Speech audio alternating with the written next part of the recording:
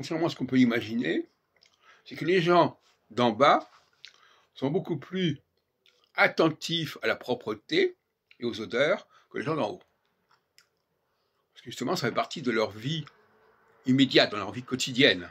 Il faut qu'ils sachent faire attention à tout ce qui peut se présenter, tout ce qui peut exister là, sur le moment, dans l'urgence. Donc il ne faut pas qu'ils soient débordés à ce niveau-là. Les gens d'en haut, ils sont protégés d'une certaine manière. Ils ont d'autres chats à fouetter que de s'occuper des odeurs.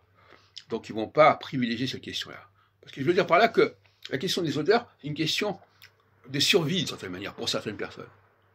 Donc pour elles, c'est fondamental de faire attention aux odeurs. Pour quelqu'un qui n'a pas cette problématique de survie, de précarité, les odeurs, c'est quelque chose d'un peu marginal. Donc paradoxalement, dans un milieu assez protégé, assez avancé, on fera moins d'histoire, on fera moins attention aux odeurs, à la propreté, que dans un milieu plus primaire, plus subalterne, où ces questions-là sont beaucoup plus vitales, on peut dire. Voyez-vous ?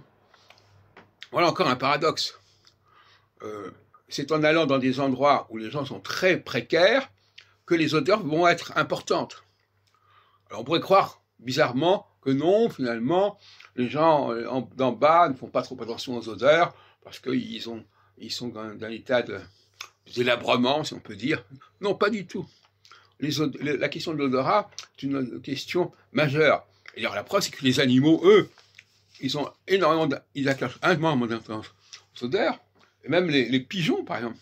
Actuellement, par exemple, il m'arrive de donner du pain à les pigeons, on voit bien qu'ils ont une odeur, ils repèrent l'endroit, ils ne voient pas le produit, ils repèrent l'odeur du pain, ou des miettes.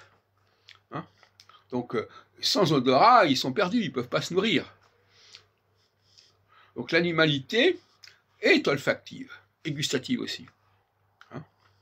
Donc des gens qui sont très basiques à ce niveau-là, dans leur vie, dans leur quotidien, ils vont accorder beaucoup d'importance à tout ce qui est propreté, à la fois du corps, des vêtements, etc.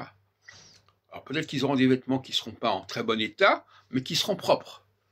Inversement, quelqu'un qui est sur un autre plan, dans une autre sphère, lui, la question de la propreté et de l'odeur est moins vitale, est moins déterminante.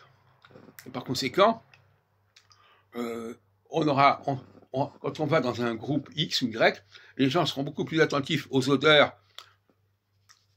que dans les groupes, si les gens sont primaires, et si les gens sont des gens évolués, des gens qui travaillent intellectuellement, ils ne seront pas à l'affût des odeurs comme les gens d'en bas.